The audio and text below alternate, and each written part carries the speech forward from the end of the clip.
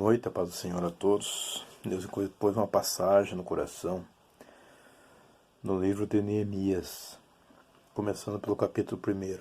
Diz assim: as palavras de Neemias, filho de Acalias, e sucedeu no mês de Quisleu, no ano 20º, estando eu em Suzã, a fortaleza. Vale lembrar a questão de curiosidades, que essa passagem aqui na fortaleza de Suzã, foi nessa fortaleza, nesse contexto aqui, que aconteceram as passagens de Esther, muito conhecidos irmãos. Que veio Hanani, um de meus irmãos, ele e alguns de Judá, e perguntaram-lhe pelos judeus, pelos judeus que escaparam e que restaram do cativeiro acerca de Jerusalém. Também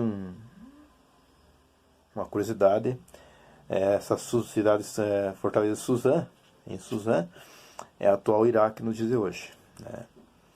Versículo 3. E disseram-me os restantes que restaram do cativeiro, lá na província, estão em grande miséria e desprezo, e o muro de Jerusalém fendido e as suas portas queimadas a fogo. Que notícia, né? Pois é, e sucedeu que, ouvindo eu essas palavras, assentei-me, chorei e lamentei por alguns dias, e estive em jejum. E disse: Senhor dos céus, Deus grande e terrível, que guardas o conserto e a benignidade para com aqueles que te amam e guardam os teus mandamentos. Estejam, pois, atentos os teus ouvidos e os teus olhos abertos, para ouvirem a oração do teu servo, que eu hoje faço perante ti, de dia e de noite, pelos filhos de Israel, teus servos, e faço confissão pelos pecados dos filhos de Israel, que pecamos contra ti também eu e a casa do meu pai. Pecamos, de todo corrompemo-nos contra ti, e não guardamos os teus mandamentos, nem os estatutos, nem os juízos que ordenastes a Moisés, teu servo. Bom, eu li até o versículo 7 e vai até o versículo 11, ele diz assim: Senhor, estejam, pois, atentos os teus ouvidos à oração do teu servo, e à oração dos teus servos que desejam temer o teu nome, e faze prosperar hoje o teu servo, e dá-lhe perante este homem. Então eu era o copeiro do rei. Algo interessante é que no 2, por exemplo, 1, diz assim, sucedeu, pois, no mês de Nisan, no ano 20º do rei Artaxerxes, que estava posto o vinho diante dele, e eu tomei o vinho e dei ao rei, porém nunca antes estivera triste diante dele. E o rei me disse: por que estás triste o teu rosto? Pois não estás doente? Não é isto, senão tristeza de coração? Então temi muito de grande maneira. E disse ao rei: viva o rei para sempre, como não estaria triste o meu rosto. Está a cidade, o lugar dos sepulcros de meu pai, assolada, e tendo sido consumidas suas portas a fogo. E o rei me disse: que me pedes agora? Então orei ao Deus dos céus. Esse versículo 4 nos mostra uma das orações mais rápidas, né? Diz assim: e o rei me disse, que me pedes agora? Então orei ao Deus dos céus. Oração relâmpago. Mas por quê? O costume, naquela época, nessa cidade, que quando o copeiro, todos sabemos que o copeiro é aquele que experimentava o vinho antes, né? Tivesse envenenado, ele morreria antes do rei. Então o cargo é de muita confiança.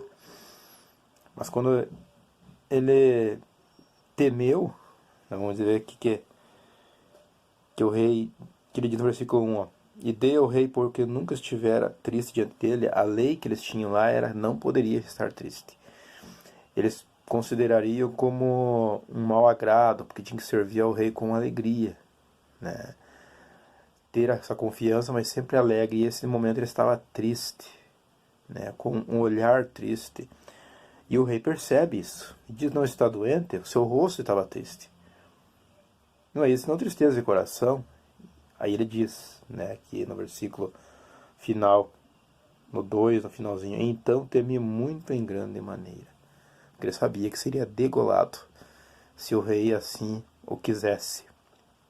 Isso é só para nós ter em base porque essa oração, no capítulo 1, foram 4 meses de oração, para poder chegar ao rei, que diz assim, ó, no versículo final, na parte final do versículo 11, então era o copeiro do rei.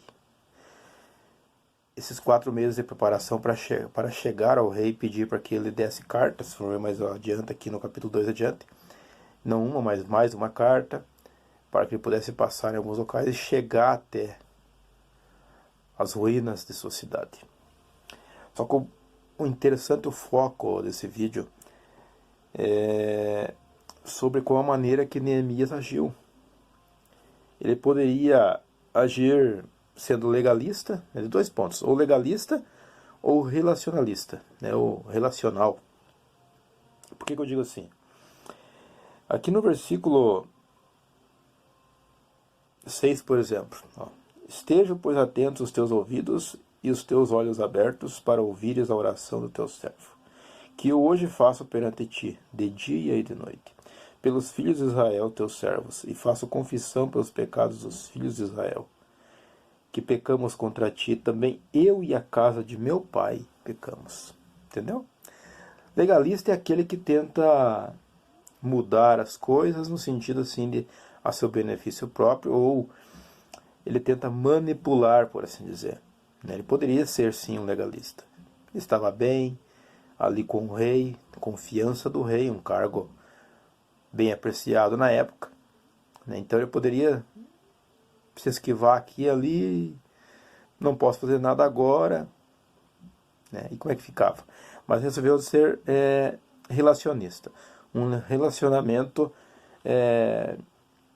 vamos dizer assim, com Deus. Era diário o relacionamento com Deus. Embora ele estivesse ali, servindo ao rei, Artaxerxes, ele tinha um relacionamento especial e amoroso todos os dias com Deus. Fica a pergunta: você é legalista ou relacionalista ou relacional? Quando ouve da tristeza de alguém, como você age? Você diz, deixa ele lá, que se vira. Ele quis isso, ele plantou e está colhendo. Ou você não é legalista e sim um relacionalista. Não, vamos orar. Ele errou, mas nós também somos falhos. Como é que ele diz, Eles erraram em meus pais, eu e meus pais também. Ele sabia que a culpa era para todos. Não tinha como orar dizendo, eu não tenho nada com isso. Não, ele assumiu, ele foi sincero para com Deus. Essa foi a oração dele. Nesses 4 meses de oração. O nome Neemias é o Senhor consola, o significado dele. Não é à toa que Paulo nos diz lá em 1 Tessalonicenses 5,17, orai sem cessar. Muitas coisas temos visto no dia de hoje, você raciocine comigo. Doenças, mortes, acidentes, por que não? Abusos de menores e vai por aí afora. Tantas notícias ruins que recebemos.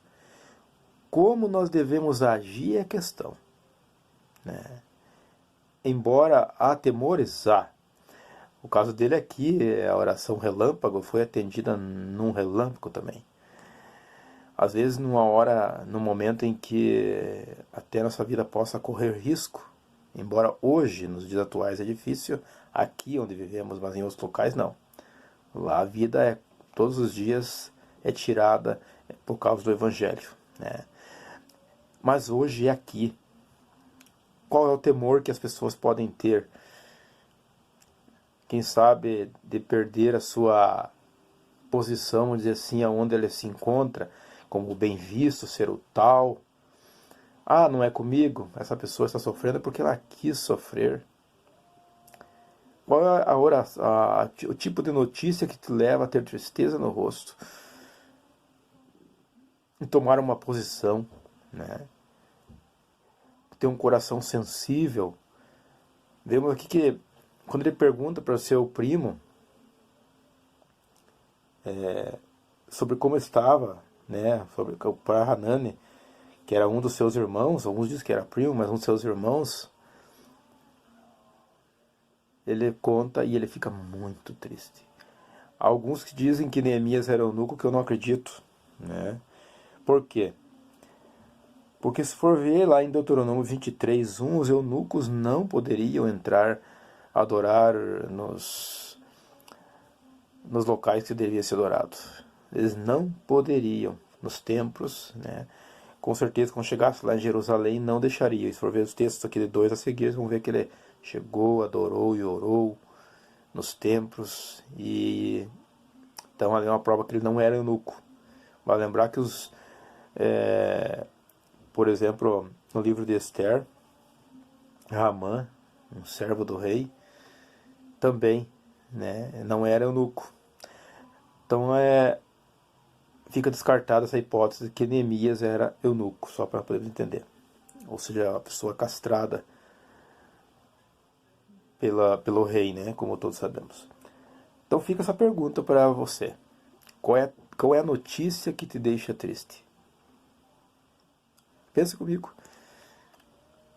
Pessoas hoje se desfalecendo na fé, pessoas que pregavam, oravam, profetizavam, eram fiéis ao Senhor, hoje não são mais. Muralhas destruídas sobre suas vidas. O que é uma muralha destruída? Jerusalém, por exemplo, e nas vidas da pessoa que deixa que ela seja destruída, ela não tem mais a proteção de Deus. Está suscetível a vários e vários ataques do inimigo. Ser saqueado todos os dias pelo inimigo, como Jerusalém estava sendo, porque suas muralhas estavam derribadas, por assim dizer. Então, muralhas destruídas na vida de muitas pessoas. E por que não orarmos, insistirmos, para que essas muralhas sejam restauradas, buscando essas pessoas, falando que Deus as ama, mesmo que estejam erradas, falando que Deus as quer de volta, que elas possam voltar-se a Ele, para que as muralhas de suas vidas sejam restauradas, para que o inimigo não tenha como saquear as suas vidas. Por que não? Né? Essa é a oração que eu faço contigo, que eu e você tenha essa força, para quando receber notícias desta forma, de pessoas que outrora eram pessoas conhecidas por temerem ao Senhor, e hoje são conhecidas por difamar até mesmo o Evangelho. Que possamos orar por elas, para que elas sejam restauradas, as suas vidas espirituais e materiais. É a maneira que um verdadeiro cristão deve agir, orar sem cessar, de acordo com 1 Tessalonicenses 5,17. 4 meses? Quem sabe nem tanto. Quem sabe uma oração relâmpago, de acordo com o versículo 4 do capítulo 2. Deus conhece o teu coração, conhece o meu coração. Não vamos orar dizendo, eu sou o tal, eu sou 100%. Somos falhos. Neemias reconheceu que era falho também. Amém? Pai querido e Pai amado, essa foi uma reflexão sobre Neemias, um servo do Senhor que orou e jejuou para agir para a restauração das muralhas de um povo, dos seus antepassados. Que possamos ouvir notícias que, infelizmente, nos entristecem, agir de forma coerente, abrindo nosso coração ao Senhor. Também aquele que desviou-se do Senhor possa voltar nesse momento, erguendo suas mãos comigo. E aquele que não te serve, possa também erguer as suas mãos, aceitando a esse Jesus, ou melhor, se entregando a esse Jesus, pedindo para escrever o seu nome no livro da vida. Em nome de Jesus te peço humildemente. Amém e amém.